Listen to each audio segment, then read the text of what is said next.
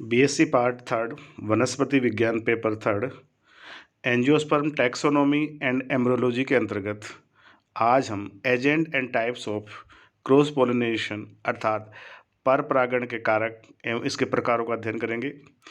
जैसे कि पूर्व में हम अध्ययन कर चुके हैं, परागकणों का परागकोश से वर्तिकाग्र को स्थानांतरण की क्रिया परागण कहलाती है। परागणों का स्थानांतरण अनेक माध्यमों जैसे वायु, जल, कीट, पक्षियों आदि द्वारा होता है। परागण के लिए परागकणों का पोलन ग्रेन्स का परागकोश से विमुक्त होना नितांत आवश्यक है। परागण दो प्रकार का होता है, स्वपरागण सेल्फ पॉलिनेशन। इस प्रकार के परागण में एक पुष्प के परागकण उसी पुष्प के वर्तिकाग्र को स्थानांतरित होते हैं, जबकि पर परागण में इसमें एक पुष्प के परागण उसी अथवा अन्य किसी जाति के दूसरे पौधे में उपस्थित पुष्पों को परागित करते हैं। तो इस प्रकार से जो पोलिनेशन होता है वो दो प्रकार का होता है। पर परागण की क्रिया में जैसे हमने अध्ययन कर रखेंगे सेल्फ पोलिनेशन और क्रॉस पोलिनेशन। जो टॉपिक है वो पर परागण है, क्रॉस पोलिनेशन के एजेंट्स और प्रकार। तो पर परागण की क्रिया में अनेक पुष्प के परागकण परागकोश से दूसरे पुष्प के वर्तिकाग्र को स्थानांतरित होते हैं। इस स्थानांतरण के लिए परागकणों में कोई संरचनात्मक विशेषता अर्थात स्ट्रक्चरल स्पेशलिटी नहीं होती है। इसके लिए वह बाह्य कारकों एक्सटर्नल एजेंसीज पर निर्भर रहते हैं। प्राय केवल परागकण ही एक पुष्प से दूसरे पुष्प को स्थानांतरित होते हैं, परंतु वेलिस्नेरिया में पूर्ण नर पुष्प मादा पुष्प तक स्थानांतरित होता है। परागकणों के स्थानांतरण में सहायक कारकों को हम मुख्यतः दो प्रकारों में बांट करके अध्ययन कर सकते हैं, एबायोटिक और बायोटिक में विभाजित किया जाता है। एबायोटिक या अजैव वर्ग में वायु, जल आदि सम्मिलित होते हैं तथा बायोटिक जो वर्ग है उसमें अनेक प्रकार के जंतु, कीट, इंसेक्ट्स, बर्ड्स, चमगादड़, घोंगे, स्नेल्स, स्लग्स आदि आते हैं। तो इस प्रकार से जो पोलिनेशन के जो एजेंट्स हैं वो बायोटिक एक और दूसरा है, पहला है एबायोटिक, दूसरा बायोटिक। तो एबायोटिक में जो आते हैं, जो पोलिनेशन वायु के द्वारा होता है एनिमोफिली, जल के द्वारा हाइड्रोफिली, और इसी तरीके से बायोटिक एजेंट्स जैसे कीटों के द्वारा एंटोमोफिली, पक्षियों के द्वारा ऑर्निथोफिली, चमगादड़ द्वारा चिरिटोफिली और घोंगे द्वारा मेलकोफिली प्रकार का जो पोलिनेशन है वो होता है। सबसे पहले हम बात करते हैं टाइप्स ऑफ क्रॉस पोलिनेशन की।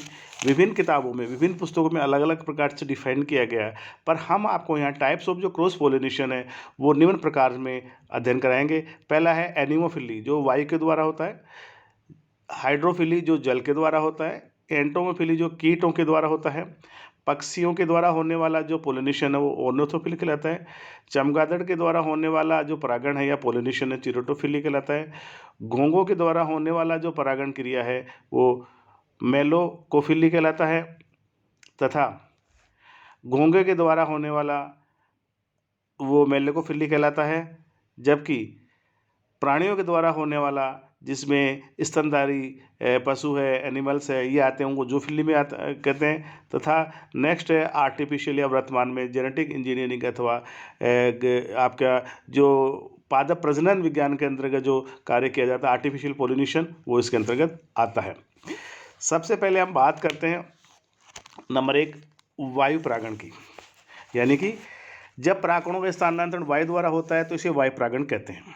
इस प्रकार के परागण में पुष्प को अत्यधिक मात्रा में परागकणों की आवश्यकता होती है, क्योंकि पारगमन या ट्रांजिस्ट की प्रक्रिया में अनेक परागकण नष्ट हो जाते हैं।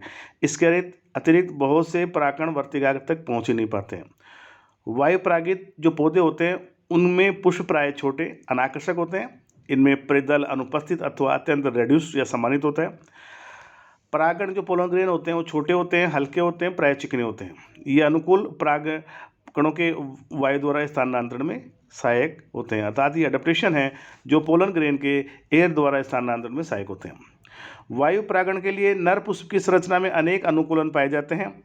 अनेक घासों में पुष्पक्रम पत्तियों से ऊपर उठा रहता है, जिससे वह अधिकांश वायु के संपर्क में आता रहता है। इसके अतिरिक्त घास कुल के पुष्पों में पुंकेसर प्राय लंबे तथा परागकोशी मुक्त दोली होते हैं। इस प्रकार की संरचना वायु परागण में सहायक होती है। वायु परागित मादा पुष्पों में भी अनेक संरचनात्मक विशेषताएं पाई जाती हैं, जिनमें से एयरबोन्स वायु वाहित परागकणों को दक्षतापूर्वक एकत्रित कर लेते हैं। वायु परागित मादा पुष्पों में वर्तिकाग्र प्राय बड़ी तथा पिचाकार होती है, जो प्राय पुष्प के बाहर की ओर निकली रहती है। इसी तरीके से जैसे मक्का आदि कुछ पौधों में परागकण बड़े तथा भारी होते हैं, अतः वायु द्वारा स्थानांतरण के लिए अनुकूल नहीं है। इस प्रकार के परागकण परागकों से विमुक्त होने पर प्राय नीचे गिर जाते हैं तथा अन्य वायु परागित परागकणों की भांति भी अधिक समय तक वायु वाहित नहीं रहते हैं। इस कारण इन पौधों में नर पुष्प ऊपर की ओर मादा पुष्प होता है वो नीचे की ओर रहता है। तो इसमें आपको एग्जाम्पल दिया गया है विंड पोलिनेशन में सेलिक्स में कैटकिन पुष्पक्रम और जई में रोम युक्त आपका बताया गया है। जो मक्का है, मक्का में देखा गया है कि इसके जो फ्लोर होते हैं यूनिसेक्सुअल्स होते हैं, अर्थात फीमेल फ्लोर में वर्तिका बहुत लंबी होती है। मक्का के बुट्टे में जो रेशमी बाल दिखाई पाए जाते हैं ये स्टाइल या वर्तिका होते हैं, जो अत्यंत सघन और लंबे होकर मादा पुष्प के बाहर निकल जाते हैं और आसानी से परागकणों का अधिग्रहण कर लेते हैं। नेक्स्ट है, दूसरा है जल परागण। जैसे कि नाम से परिचित जानते हैं जल, जब परागकणों का स्थानांतरण जल द्वारा होता है तो इसे जल परागण कहते हैं। ये बात ध्यान रखनी होगी है कि सभी जलीय पौधे जल परागित नहीं होते हैं। उदाहरणतः पोटामोजिटोन, मिरियोफिलम आदि जलीय पौधे वायु परागित तथा एलिस्मा व निम्फिया में कीट परागण पाया जाता है। यहाँ पर आपको दो प्रकार के जो वेलिसनेरिया का एग्जाम्पल आपको दिखाया गया है। वेलिसनेरिया में जल परागण किस प्रकार से होता है। वायु परागित पौधों की भांति जल परागित पौधों के पुष्प भी अत्यंत अनाकर्षक व सम्मानित होते हैं। जल परागण प्राय दो प्रकार का होता है। एक होता है हाइपोहाइड्रोफिली, जब परागण जल के भीतर होता है तो इसे अधोजल परागण कहते हैं। नाजास, सिरोटोफिलम व जोस्टेरा आदि पौधे निमग्न या समृद्ध होते हैं तथा इनमें केवल जल परागण ही संभव होता है। दूसरा है एपीहाइड्रोफिली, जब जलीय पौधों में पुष्प जल की सतह पर परागित होते हैं तो इसे अधिजल परागण कहते हैं। वेलिसनेरिया स्पाइरेसा, जो कि एक डायोसियस पौधा है, अधिजल परागण का एक सामान्य उदाहरण है। इसमें नर व मादा दोनों प्रकार के पुष्प निमग्न पाए जाते हैं तथा नर पुष्प परिपक्व होने पर पौधे से अलग होकर जल की सतह पर तैरने लगते हैं। मादा पुष्प परिपक्व होने पर एक कुंडलित पुष्परंध्र द्वारा जल की सतह पर आ जाते हैं। मादा पुष्प की संरचना प्यालानुमा होती है। स्वतंत्रता पूर्वक तैरते हुए नर पुष्प जब मादा पुष्प के संपर्क में आते हैं तो वे प्यालानुमा मादा पुष्प में गिर जाते हैं। परागण के पश्चात मादा पुष्प का वृंत पुनः कुंडलित होकर जल में निमग्न हो जाता है। इस प्रकार पौधों में फल का विकास जल के अंदर ही होता है। तो वेलिसनेरिया में ये इसका इसी प्रकार से संभव होता है। अतः सामान्य जो हाइड्रोफाइट्स हैं वो जल के भीतर और जल की सतह पर होते हैं। जल की सतह पर जैसे वेलिसनेरिया का जो एग्जाम्पल दिया गया है ये एक सुंदर चित्रण है। इसमें ये आप मेल फ्लावर यहाँ होते हैं, जबकि ये देखिए आप ये जो आपका प्यालेनुमा स्ट्रक्चर होता है फीमेल फ्लावर, और जैसे ये इसमें मूव करेंगे तो इसमें से आ जाते हैं और ये यहाँ पर पोलिनेशन करते हैं। तीसरा जो है वो है इंसेक्ट पोलिनेशन या कीट परागण। कीट परागण पर परागण की एक मुख्य विधि है। अनेक प्रकार के कीट जैसे मधुमक्खी, मक्खियाँ, पतंगा, तितली आदि कीट परागण में सहायक होते हैं। ऐसा अनुमान है कि लगभग 80% कीट परागित मधुमक्खियों द्वारा होता है। कीट परागित पुष्प कीटों को अपनी ओर आकर्षित करने के लिए अनेक प्रकार के अनुकूल दर्शाते हैं। इनमें से कुछ प्रमुख अडेप्टेशन निम्न प्रकार से हैं। जैसे ये पुष्पों का वृहत आकार, परिदलपुंज अथवा दलपुंज का भड़कीला व आकर्षक होना, सुगंध अथवा गंध, मकरंद स्रावित ग्रंथि अर्थात नेक्टर सेक्रेटिंग ग्लैंड्स और एडिबल पोलन्स आदि। पुष्पों का आकर्षक रंग एवं दलपत्रों का अनियमित आकार कीटों को अपनी ओर आकर्षित करने में विशेष रूप से उपयोगी होता है। मधुमक्खियां प्राय नीले रंग के पुष्पों की ओर अधिक आकर्षित होती हैं, जबकि तितलियां लाल रंग के पुष्पों को अधिक पसंद करती हैं। कभी कभी दलपत्र छोटे होते हैं अथवा उनका रंग आकर्षक नहीं होता। ऐसी दशा में पुष्प का अन्य कोई बड़ा भाग आकर्षक अथवा बड़ा हो जाता है। उदाहरणतः मूसेंडा में एक बाह्य दलपत्र बड़ा व आकर्षक हो जाता है, जबकि बोगनविलिया में ब्रैक्ट्स बड़े व भड़कीले रंग के हो जाते हैं। म्यूजिया में पुष्पक्रम स्पेत युक्त होता है। अनेक छोटे व अनाकर्षक पुष्पों में कीटों को आकर्षण करने के लिए सुगंध पाई जाती है। निक्टेंथिस व सस्ट्रम, रात की रानी, इस अनुकूलन का प्रमुख उदाहरण है। मकरंद युक्त पुष्पों में मकरंद ग्रंथियां प्राय दलपुंज, नलिका अथवा दलपुट में धसी होती है। अतः कीट को मकरंद प्राप्त करने के लिए पुष्प में अंदर तक प्रवेश करना होता है। इस प्रक्रिया में अनेक परागण कीट के शरीर तक चिपक जाते हैं। कुछ आर्किड्स जैसे ऑर्किस मोरियो मकरंद स्रावित नहीं करते हैं, परंतु इनमें कीट एक विशेष खाद्य पदार्थ एडिबल रस सेप के लिए आते हैं जो परागण में सहायता करते हैं। इसी तरह क्लेमेटिस, एनीमोन, थैलिक्ट्रम, सेलेक्ट्रम, सैम्बुलसा आदि में कीट मकरंद संचय करने के लिए पुष्प में आते हैं। इन सभी पुष्पों में असंख्य पुंकेसर होते हैं जो बड़ी संख्या में परागण बनाते हैं। कीट इन पुष्पों से मुख्यतः परागण खाने के लिए आते हैं जो प्राय इनके प्रोटीन का प्रमुख स्रोत होता है। साल्विया, जैसे नीचे आपको साल्विया का एग्जाम्पल दिया गया है। साल्विया में परपरागण, तो साल्विया कीट परागित पुष्पों का एक अच्छा उदाहरण है। इसमें दो पुंकेसर होते हैं जिसके कारण ऊपर वाला जनसम परागकोश नीचे वाले बंदे परागकोश से काफ़ी दूर हो जाता है। फिलामेंट संयोजित इस प्रकार जुड़ा होता है कि यह एक उत्तोलक यांत्रिक लेवर मैकेनिज्म बन जाता है और संयोजक पुतंतु के चारों ओर आसानी से झूल सकते हैं। जब कोई कीट दलपुंज नलिका में प्रवेश करता है तो उसका सिर नीचे की ओर स्थित बंदे परागकोश से टकराता है, जिसके फलस्वरूप ऊपर की ओर स्थित जननसम परागकोश कीट की पीठ पर टकराकर यहाँ परागण बिखेर देता है। जब यह कीट किसी अन्य पुष्प की दलपुंज नलिका में प्रवेश करता है तो उसका वर्तिकाग्र कीट की पीठ को छूकर परागण ग्रहण कर लेता है। इसी तरह एरिस्टोलोकिया, सेरेपोजिया आदि को उत्पादन परागण की सूचना सुनिश्चित करने के लिए एक विशेष ट्रैप विधि मैकेनिज्म अपनाई जाती है। उदाहरण थे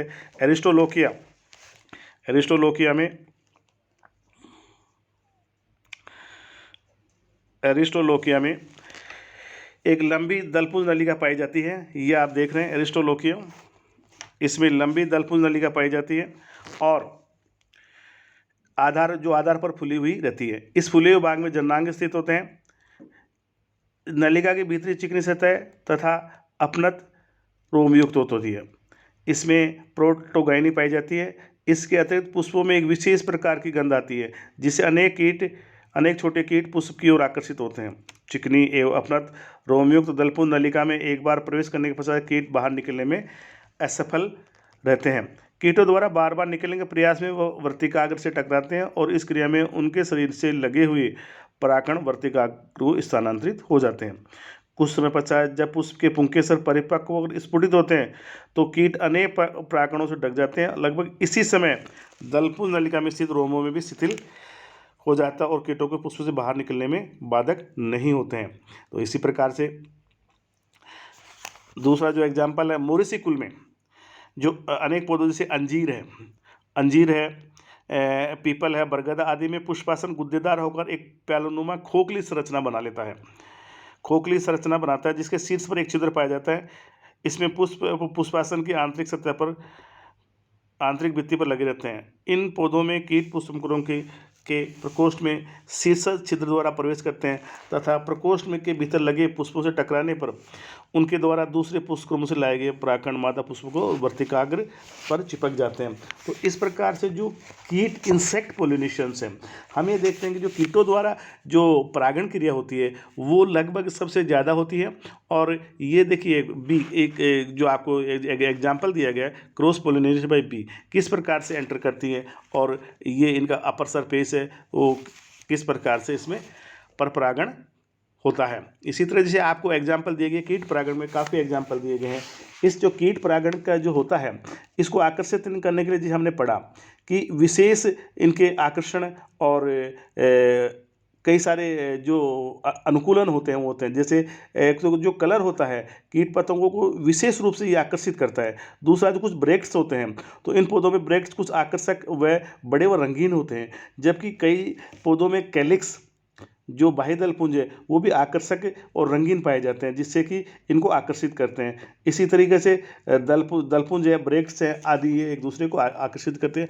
और इसी को एक एग्जाम्पल किरीटी या कोरोना जो है वो भी एक प्रकार से पौधों को, इनको इंसेक्ट को आकर्षित करते हैं। जबकि एंड्रोशियम, कई पौधों में देखा गया है कि जो एंड्रोशियम है, जैसे बबूल है, छुई मुई है, इनमें पुष्प की सुंदरता और आकर्षण में ये एंड्रोशियम है वो वृद्धि करते हैं, तो जिसके कारण से ये पुष्प को अधिक सुंदरता बनाते हैं। और कुछ पौधों जैसे कैलोट्रोपिस में कीट पतंगे परागकोशों को भक्षण करने के लिए पुष्प की ओर आकर्षित होते हैं। इसी तरीके से जायांग के जो विशेष रचना बनावट होती है, जिसके कारण से कैलोट्रोपिस में एक पंचकोशीय डिस्क बनती है जिसमें कीट पतंगे विश्राम करते हैं। इसी तरह मकरंद कोश में भी विशेष प्रकार की नेक्टरिस ग्लैंड्स होती हैं, जिसके कारण से कीट पतंगों को आकर्षित करती है। ऐसे ही इनकी जो पुष्पक्रम होता है और पोलन ग्रेन्स होते हैं, वो अलग अलग प्रकार के अडेप्टेशन लिए होते हैं, जिससे कि कीट इनकी तरफ आकर्षित होते हैं। अनेक बार जैसे कई सारे जो एग्जाम्पल, कई कुछ पौधों में लीव्स हैं वो बड़ी होती है। तो जैसे आपको एग्जाम्पल जो दिए गए हैं, जैसे मटर में पोलिनेशन, मटर में जो परपरागण के दिया गया वो भी क्रॉस पोलिनेशन का एग्जाम्पल है, क्रॉस पोलिनेशन बाय इंसेक्ट के द्वारा। इसी तरीके से साल्विनिया में क्रॉस पोलिनेशन का एग्जाम्पल दिया गया बाय इंसेक्ट के द्वारा। और नेक्स्ट जो क्रॉस पोलिनेशन है वो है आपका पक्षी परागण या ओनोथोफिली। अनेक उष्णकटिबंधीय पौधे पक्षियों द्वारा परागित होते हैं। इन पौधों में कीट परागित पौधों की भांति अनेक संरचनात्मक विशेषताएं पाई जाती हैं। इनमें पुष्प नलिकाकार, प्यालेनुमा अथवा कुंभाकार तथा चमकदार व आकर्षक होते हैं। इन पौधों में मकरंद तथा परागकण प्राय अत्यधिक मात्रा में बनते हैं। पक्षी मकरंद व परागकणों के लिए पुष्पों की ओर आकर्षित होते हैं तथा मकरंद चूसते समय उनके शरीर व चोंच में लगे परागकण वर्तिकाग्र पर चिपक जाते हैं। इस प्रकार के वे परागण में हेल्प करते हैं या सहायता करते हैं। तो देखिए एग्जाम्पल दिया गया है ये पक्षी परागण का, ये किस प्रकार से एक बर्ड्स आते हैं और वो फ्लोवर में स्थित जो नलिकाकार होते हैं, पुष्प प्यालेनुमा या कुंभाकार होते हैं, इनमें नेक्टर और पोलन ग्रेन अधिक मात्रा में बनते हैं, अतः ये इनको आकर्षित पक्षियों के द्वारा जो होने वाला परपरागण की प्रक्रिया है वो पक्षियों के माध्यम से होती है।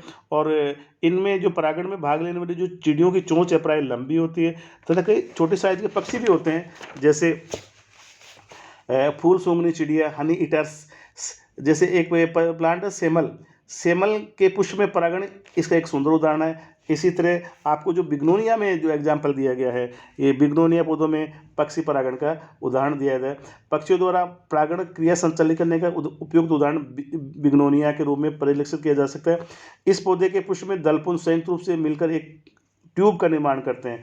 इस नली के आधारीय भाग में मकरंद पाया जाता है। इसकी नलिका इतनी बड़ी होती है कि लंबी चोंच वाली चिड़िया अपनी चोंच नलिका के अंदर डालती है और बाहर निकले हुए पुंकेसरों के परागणों से भी इनकी चोंच पर चिपक जाते हैं। ये चिड़िया जब किसी ऐसे पुष्प को मकरंद चूसती है जिसके जायांग परिपक्व और बाहर निकल जाते हैं, तो ऐसी अवस्था में चोंच पर चिपके परागण वर्तिकाग्र में पहुंच जाते हैं और परागण संपन्न हो जाता है। नेक्स्ट आपका आता है चमगादड़ द्वारा परागण। अनेक वृक्षों जैसे कदम, एंथोसिपेलस काइनेसिस और कचनार बोहिनिया रेसिमोसा या झाड़ू फानस या बालमखोरा जैसे किगेलिया पिनेटा आदि एक क्लववृक्ष या गोरस इमली इत्यादि के पुष्प में परागण क्रिया चमगादड़ों के सौजन्य से संपन्न होती है। ये प्राणी निशाचर होते हैं।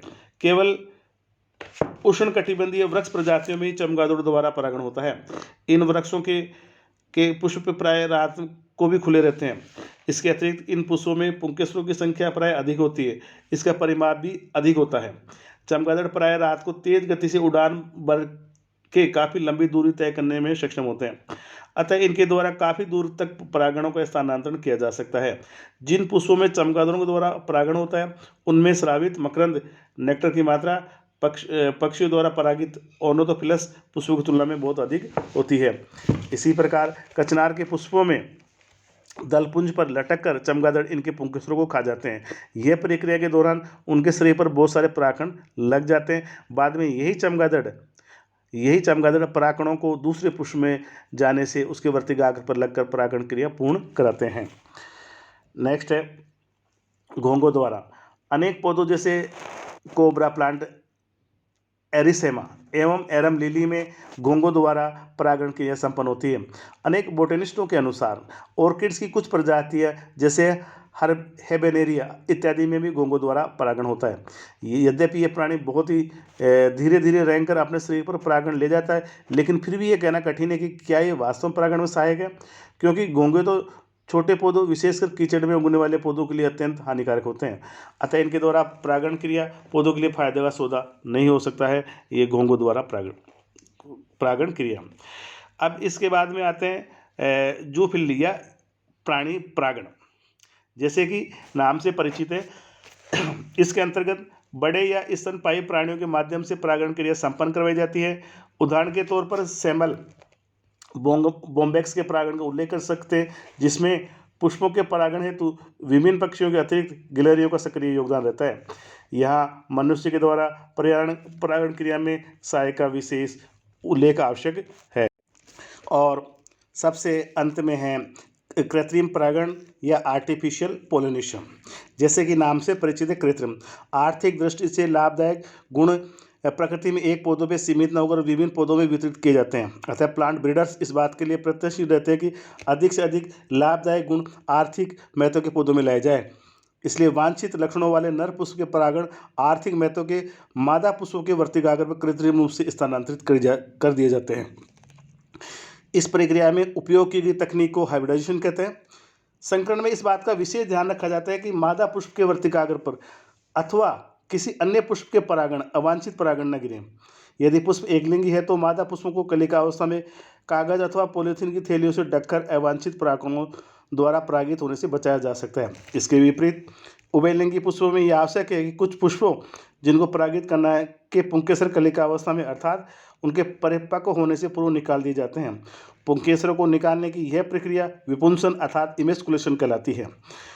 इमेस्कुलेशन के पश्चात पुंकेसरों को थैली से ढक दिया जाता है तथा वर्तिकाग्र के ग्राही रिसेप्टिव होने पर वांछित पौधों के परागणों से परागित कर दिया जाता है। यदि संकरण हाइब्रिडाइजेशन एक ही समय तथा एक ही क्षेत्र में उगने वाले दो पौधों में किया जाता है तो इसमें कोई समस्या नहीं होती, परंतु जब वांछित गुणों वाले दो पौधे विश्व के विभिन्न क्षेत्रों से उगते हों अथवा एक ही क्षेत्र से अलग अलग समय पर पुष्पित होते हैं तो संकरण हाइब्रिडेशन संभव नहीं होता। अतः परागणों को तापमान, आर्द्रता आदि की विशेष दशाओं में एकत्रित करके उनके संचय की जीवन क्षमता अर्थात स्टोरेज वायबिलिटीज को बढ़ाया जा सके, तो इस प्रकार की समस्या का समाधान होता है और वर्तमान समय में इस क्षेत्र पर काफ़ी कार्य किया जा